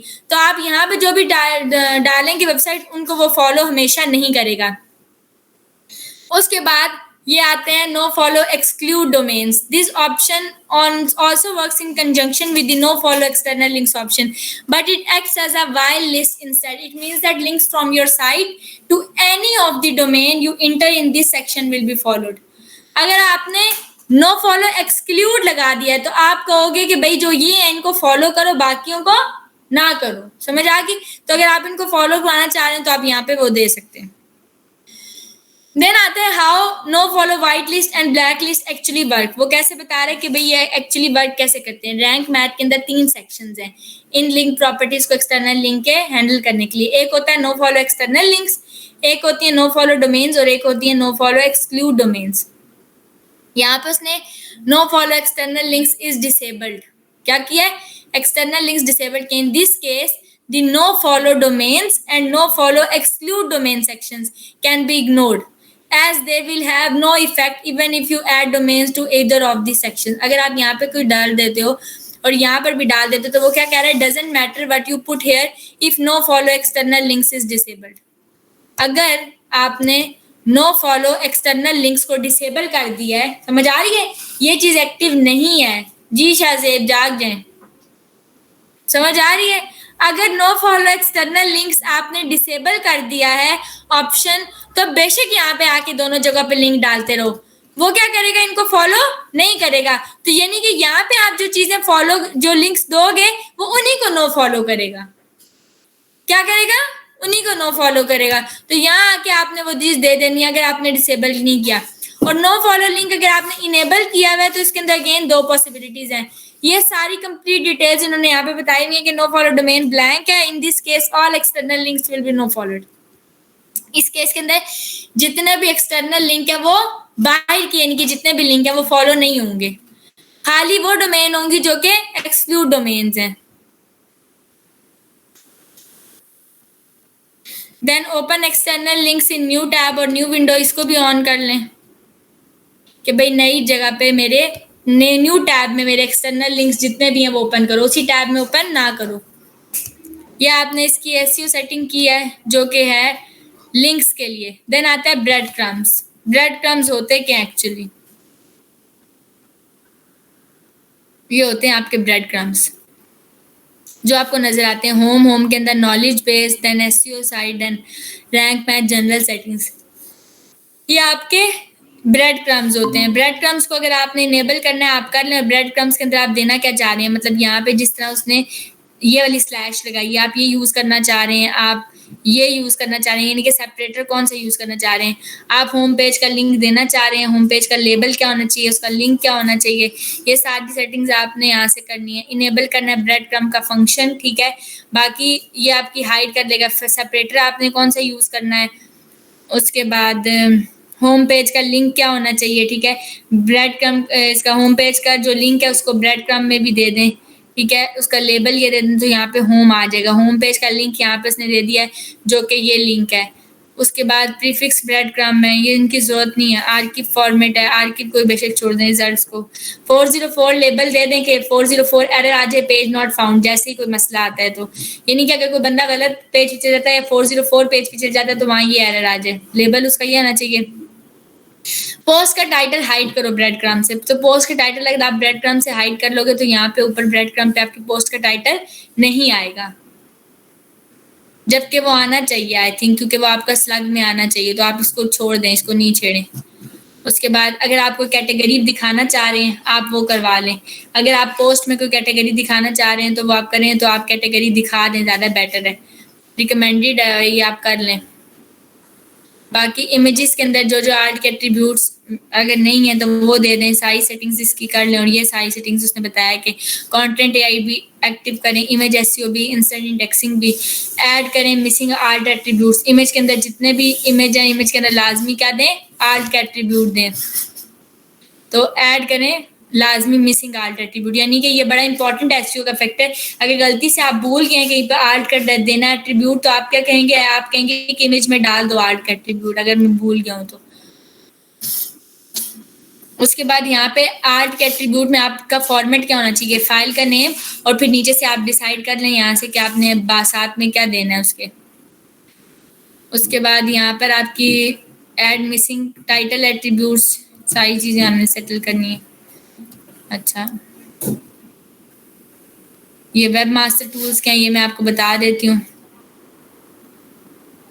ये चीज़ आपकी ऑफ पेज एसईओ का पार्ट है, ये मैं आपको बाद में बताऊंगी। फिल वक्त के लिए यहाँ पे आप ब्रेड क्रम्ब पे आ गए। ब्रेड क्रम्ब अगर आप इनेबल करते हैं, ठीक है, ये इनेबल है से हो ही नहीं रहे। सेपरेटर इनेबल या हुए हुए हैं बाय डिफॉल्ट। सेपरेटर क्या यूज़ करना है, तो सेपरेटर आप यूज़ कर लें, कोई भी ये यूज़ कर लें, कोई भी। होम पेज का लिंक ब्रेड क्रम्ब में दिखा दो, लेबल ये होना चाहिए, होम पेज का लिंक ये होना चाहिए, बाकी चीज़ों को रहने दें मेरे ख्याल से। 404 का लेबल ये होना चाहिए। हाइड करो मेरी पोस्ट का टाइटल ब्रेड क्रम्ब में, नहीं पोस्ट का टाइटल जो है ना हाइड ना करो, उसको रहने दो। कैटेगरी भी दिखा दो मेरी। ब्लॉग पेज नहीं दिखाओ ब्रेड क्रम्ब में, सेव कर दो चेंजेस। उसके बाद हम आ जाएंगे इमेजेस के अंदर। इमेज के अंदर जो मिसिंग आर्ट एट्रीब्यूट्स है, वहाँ पे मिसिंग आर्ट एट्रीब्यूट दे दो। आर्ट एट्रीब्यूट के अंदर मेरी फाइल का नेम आए, फाइल के नेम के बाद क्या आना चाहिए, search separator file name, site का टाइटल दे देते हैं, यही होता है ना, साइट का टाइटल दे दो मेरी फाइल के नेम में जो मिसिंग है। उसके बाद ऐड करो मिसिंग टाइटल एट्रीब्यूट्स। टाइटल में भी मेरे ये चीज़ आनी चाहिए, टाइटल हो रहने दें, खैर टाइटल छोड़ दें बस, वो ठीक है। इसको भी सेव कर लेते हैं। उसके बाद आता है आपके पास webmaster tool. Webmaster tool में जाएंगे तो यहाँ पे ये चीज़ें क्या होती हैं, गूगल सर्च कंसोल, यहाँ जाएंगे आप, Google search console verification page पे क्लिक करेंगे। यहाँ पर आपने प्रॉपर्टी डालनी होती है, ऐड अ प्रॉपर्टी। प्रॉपर्टी के अंदर आपकी वेबसाइट का यूआरएल आता है। मिसाल के तौर पे मेरी वेबसाइट है दिस वन, मैं इसको कट कर लेती हूँ। अब्दुलरहमान जाग गए। यहाँ पे प्रॉपर्टी आपने ये डालनी है। जैसे ही मैं ये प्रॉपर्टी डालती हूँ, कंटिन्यू करती हूँ, ये आपको एक लिंक बना के दे देगा। वो क्या कह रहा है, verification failed using the DNS text record method 14 days ago. अब ये देखें, मैंने ये गलती की है ना कि यहाँ पे 14 दिन पहले मैंने इसकी वेरिफिकेशन ली है, तो वो कह रहा है कि ये वेरिफिकेशन आप ले चुके हैं तो दोबारा नहीं हो सकती। तो ये आप उठाएं, ये आपको लिंक उसने दिया है, ये पकड़ें और इसको वेरीफाई करें। यहाँ आके इस लिंक को पुट कर दें सिंपली। इसी तरीके से वेब मास्टर के लिए भी लें, बेडू के लिए भी लें। होता ही है कि आपकी वेबसाइट इन सब चीज़ों को मिल जाएगी, सर्च कंसोल को भी मिल जाएगी, बिंग को भी मिलेगी, ये इंडेक्स को भी मिल जाएगी। तो आपने अपनी वेबसाइट हर एक प्लेटफॉर्म पे वो करनी है, तो आपने इसको इसी तरीके से बाकी भी लेने हैं। यहाँ पे वेब मास्टर पे क्लिक करेंगे, सिमिलरली वहाँ से भी लिंक उठाएंगे, ठीक है। प्रॉपर्टी में आपने अपनी सिर्फ और सिर्फ वेबसाइट का क्या देना है, लिंक देना है, वो ऑटोमेटिकली आपको दे देगा। ज्यादातर मैं गूगल पे याद करता हूँ, नहीं, लेकिन बाकी भी आप दें, ये ज़्यादा अच्छी बात है अगर आप देते हैं तो इफेक्टिव पार्ट है आपके एसईओ के लिए। उसके बाद ये बेटर है कि ये आप अभी फिल वक्त मेरी वेबसाइट का तो ये हटा दें, आपने अपनी वेबसाइट का देना है। ये सारी चीज़ें आपने उसकी सेट करनी है। देन एडिट करना है। robots.txt की फाइल होती है। robots.txt की फाइल में क्या, this file is automatically edit by Rank Math SEO plugin to help a website index better. ये बड़ी इंपॉर्टेंट चीज़ होती है आपकी जो robots.txt की फाइल है। robots.txt जो होती है वो आपकी, और यहाँ पे आपके साइट मैप्स, यहाँ पे साइट मैप्स की सेटिंग्स हम करेंगे। ये आपकी वेबसाइट को इंडेक्स कराने के लिए होती है, तो वो हम लोग देते हैं। अगर ये ऑटोमेटिकली आपका ऐड कर देती है robots.txt की फाइल। अदर्स में आ जाएगा, इसको भी छोड़ दें, एडिट इसको भी छोड़ दें, 404 मॉनिटर को भी छोड़ दें, रीडायरेक्शंस और एनालिटिक्स।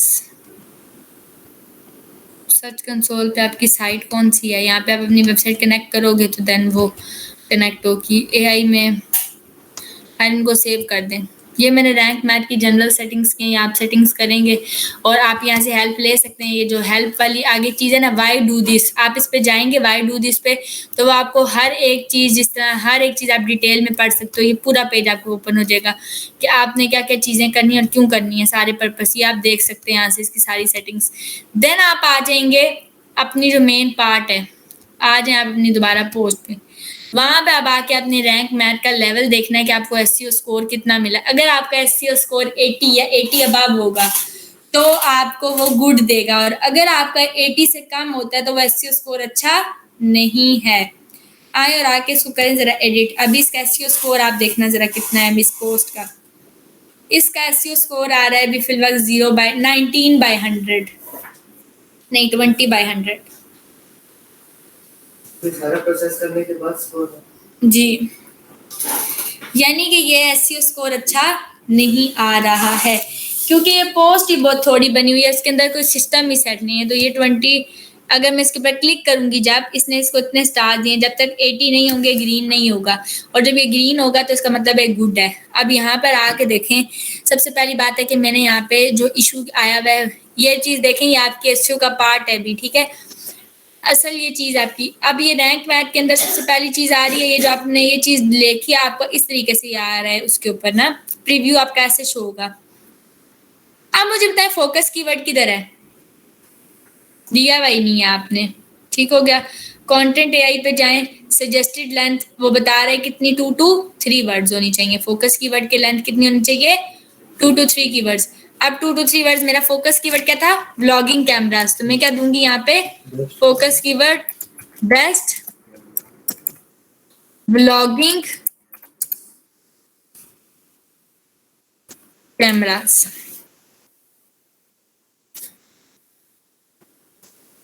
बस ये बहुत है। आगे अंडरस्टैंड देने की जरूरत नहीं। ये कितना हो गया, ये देखें कितना इफेक्ट पड़ा एसईओ को। फोकस कीवर्ड दिया तो कितना चला गया, 62। अब नीचे आए, अब वो क्या कह रहा है, this post is pillar content. वाकई ये मेरी पिलर कंटेंट है, मैंने इसके ऊपर क्या कर दिया, क्लिक कर दिया कि मेरा पिलर कंटेंट है। बेसिक एसईओ में 4 एरर आ रहे हैं। Focus keyword not found in your SEO Meta description. Meta description के अंदर आपकी फोकस कीवर्ड है ही नहीं, तो यहाँ पे आके आपने कोई डिस्क्रिप्शन दी ही नहीं है XYZ, जो कि मैं इस वेबसाइट को एक लिंक दिया था, इसको उठाते हैं और कॉपी करते हैं।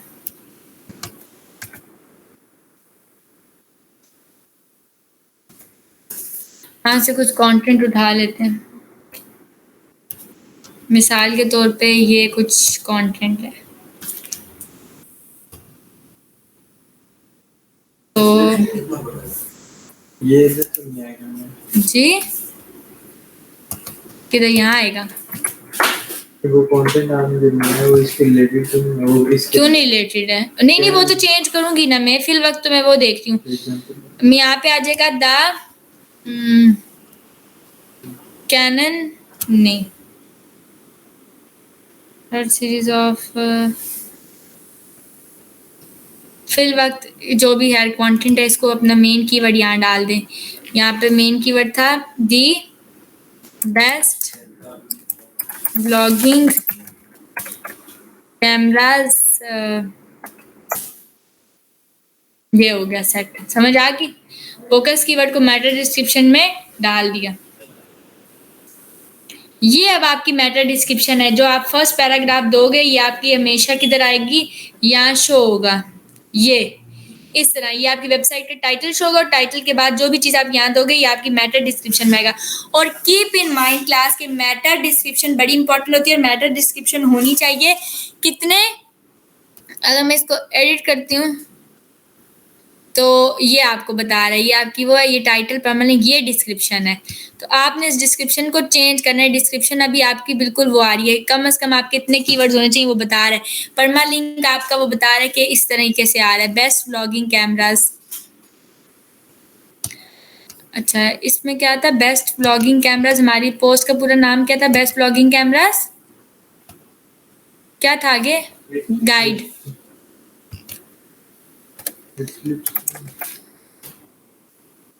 मैं गाइड दूंगी मजीद अच्छा हो गया, ठीक है, ये मजीद दे दें तो गाइड और रिव्यूज, ठीक है।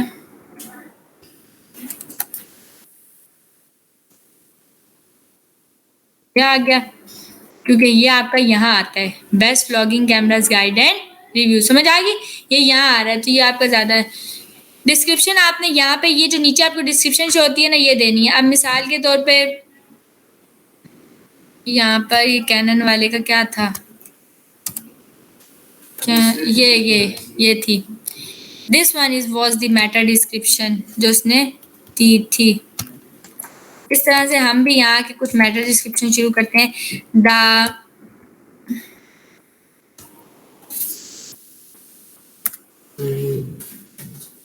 The Canon cameras are best for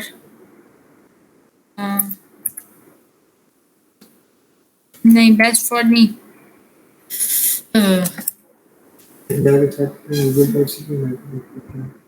नहीं, एक मिनट, बेस्ट 5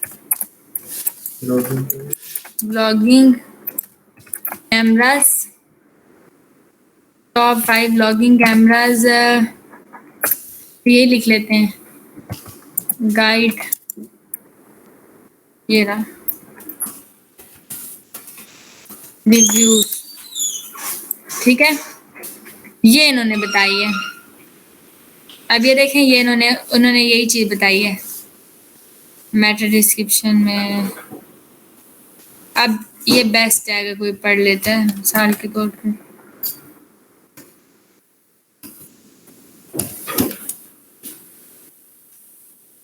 तो ये आगे ज्यादा वर्ड्स आगे।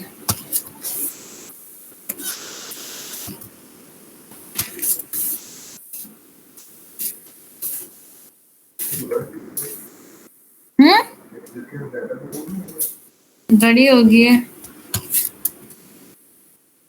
यहाँ पे इनफ था, इतना कंटेंट आपने लिखना था। खैर इसको देख लेना, लेकिन मैं बताने का मकसद है कि ऐसे आप डिस्क्रिप्शन यहाँ पे दे देंगे, डॉट डॉट ये इतनी ग्रीन हो जाएगी तो ये बेस्ट है, इतनी डिस्क्रिप्शन इनफ है।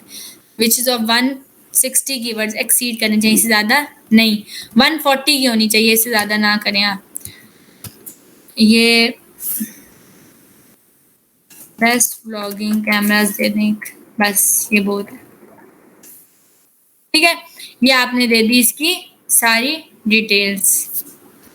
उसके बाद ये आपके पास आगे इसकी अलग से आपने डिस्क्रिप्शन भी दे देनी है। स्कोर कितना आ रहा है, 70। अब मजीद नीचे आएंगे तो ये देखें, content is 277 words long, consider use at least 600 keywords. वो ये कह रहा है कि टाइटल की रीडेबिलिटी अच्छी है, यानी कि टाइटल अच्छा है। एडिशनल क्या है, 5 एरर्स आ रहे हैं। Focus keyword was not found in सब हेडिंग्स लाइक H2 H3, ये चीज़ इसको सेट करें आप, मतलब H2 H3 में फोकस कीवर्ड दें। इमेज ऐड करें आप, अपनी फोकस जो कीवर्ड है ना उसको इमेज के आर टेक्स्ट में दें, यानी कि हमने ये नहीं दिया हुआ जो फोकस कीवर्ड है ना, यहाँ फोकस कीवर्ड हमने दिया हुआ बेस्ट व्लॉगिंग कैमरास, हमने बेस्ट व्लॉगिंग कैमरास ना यहाँ दिया है H2 में, ना ही हमने कोई इमेज के आर्ट में दिया है। तो अगर मैं इसी इमेज के आर्ट में दे दूँ, इमेज के आर्ट में दे दूँ, क्या था focus keyword, best vlogging cameras, ठीक है। अब मैं आ जाती हूँ दोबारा, ये 74 हो गया, अब सही हो गया। अब यहाँ पर कंटेंट कम है, ये तो समझ आ रही है। अच्छा, मजीद एडिशनल 3 एरर्स आ रहे हैं।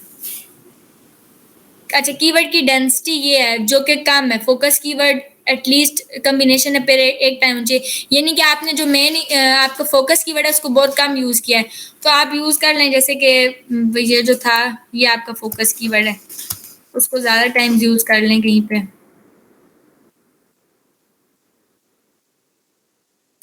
किसी भी जगह पे यूज कर सकते हैं फोकस कीवर्ड को। जी, किसी भी जगह नहीं यूज़ करेंगे, जब आप, जाहिर सी बात है, आप जब अपना वो लिखेंगे क्या कहते हैं, कंटेंट लिखेंगे तो आपको पता होगा कि हमने कीवर्ड को फिक्स कैसे करना है। यहाँ तो मैं अब जाहिर सी बात है, अब आपको पूरा कंटेंट बनाने बैठी तो देर हो जाए, लेकिन कहने का मकसद है कि आपको पता होगा कि आपने कीवर्ड कहाँ डालना है, आपने डालना है। यानी ये मैं आपको बता रही हूँ कि जब मैं डाल रही हूँ रिमूव हो रहा है, लेकिन कैसे डालना है आप खुद देखेंगे। अब देखें, जैसे ही मैंने डाला है कीवर्ड की डेंसिटी वाला इशू हल हो गया जब मैंने फोकस कीवर्ड डाला है। अब यहाँ कह रहे हैं we found one outbound link in your content and all of them are no follow. समझ आई? एक ही हमने आउटबाउंड लिंक डाला है आपके कंटेंट में, वो भी नो फॉलो है क्योंकि मैंने उसको वहां से नो फॉलो कर दिया है। तो वो यानी कि कह रहे हैं कि आपने नो फॉलो लिंक डाला और वो भी एक ही डाला, तो आपने ज्यादा आउटबाउंड लिंक डालने। समझ आ गई है? तो वो आउटबाउंड लिंक ज्यादा डालेंगे तो वो सेट हो जाएगा। मिसाल के तौर पे ये कोई वेबसाइट थी, इसके लिंक को उठा के डाल लें।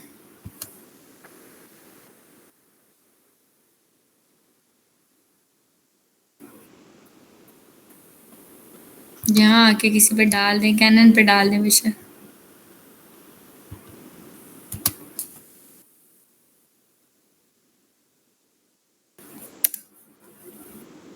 ठीक हो गया।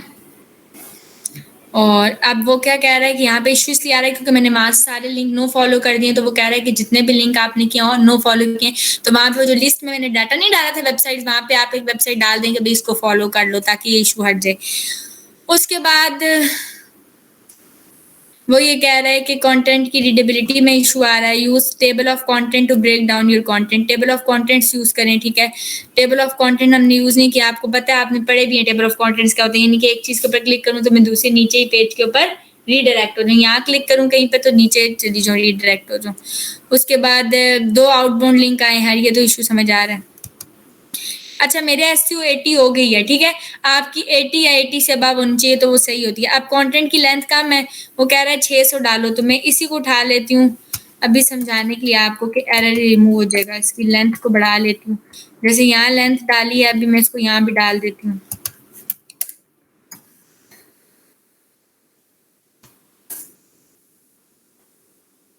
बाद देखें वो क्या कह रहा है, कंटेंट की लेंथ इतनी है, वर्ड्स लॉन्ग, गुड जॉब। अब कंटेंट की लेंथ तो डल गई है, लेकिन एक और इशू आएगा। ज़ाहिर है जो जो चीज़ें आप करते जाते हैं उसके साथ आपको इश्यूज बताते रहेगा कि क्या क्या आ रहे हैं। अब यहाँ पे वो ये कह रहा है कि कंटेंट की लेंथ बहुत अच्छी है, गुड जॉब, ये सही है। बेसिक एसईओ क्या कह रहा है, ऑल गुड। बेसिक एसईओ ठीक है, अब इसको हटा दें। एडिशनल अपने एरर्स देखें, ये भी ऑल गुड है। मसला आपके आ रहा है कंटेंट रीडेबिलिटी में और एडिशनल में। तो जैसे ही आप एडिशनल में जाएंगे आपका इशू आ रहा है कि 11 आउटबाउंड लिंक्स हैं आपके और सारे के सारे नो फॉलो हैं।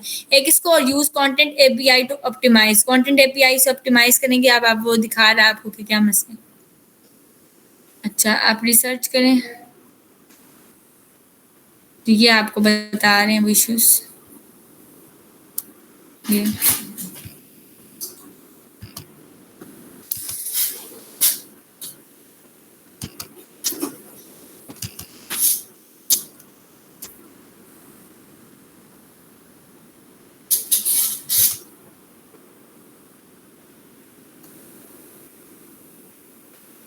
वही 2 इश्यूज अभी भी आएंगे।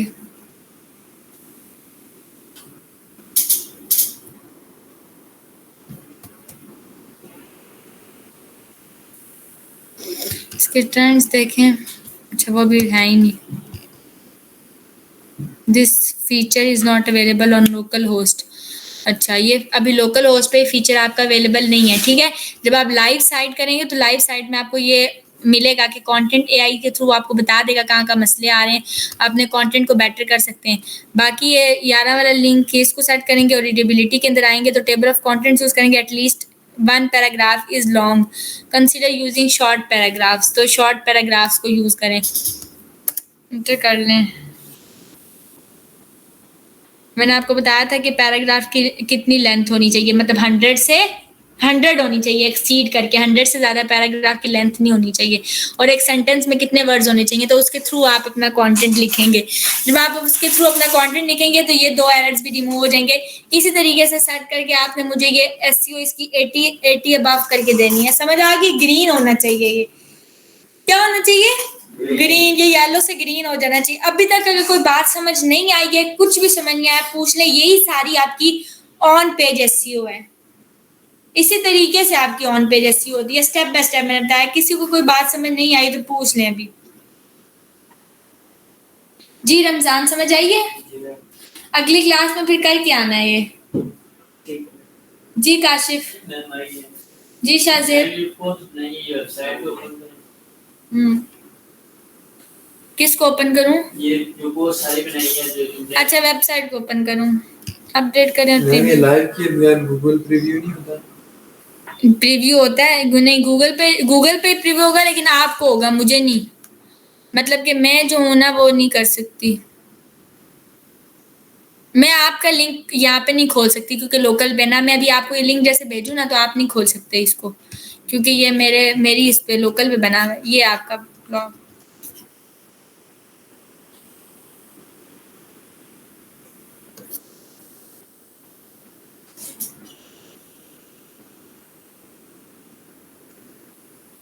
शाहजेब इतनी हंसी क्यों आ रही है? इसी में बनाना है। इसी कैमरा में हमने भी बनाना। नहीं कैमरा से ना बनाए ना, किसी और में बनाया आप लोग। जैसे मैंने चीज वाले पे आपको क्लास, एक तो आप लोग कसम से इतने लकीर के फकीर हैं, जो चीज दो उसी को कॉपी पेस्ट है, अपना दिमाग नहीं लड़ाना। मुझे आप एक बात बता दें, ये मैंने एक एग्जांपल और भी आपको चीज वाली दी है कि भाई ये चीज है, उस बंदे ने चीज की कैटेगरी बनाई है, उसमें 3 किस्म की दी है, न्यूट्रिशन वैल्यू ऑफ चीज, हाउ टू मेक चीज, टाइप्स ऑफ चीज, बस सिंपल सी बात है 3। और उसके अंदर उसने मजीद कैटेगराइज कर दी। आपने भी अपनी एक कैटेगरी बनानी है, अपने दिमाग को बनाना है, उसमें क्या क्या चीजें हो सकती हैं। एक पिलर पोस्ट बनानी है, ये पिलर पोस्ट है बड़ी, ये होती है basically content hubs for SEO.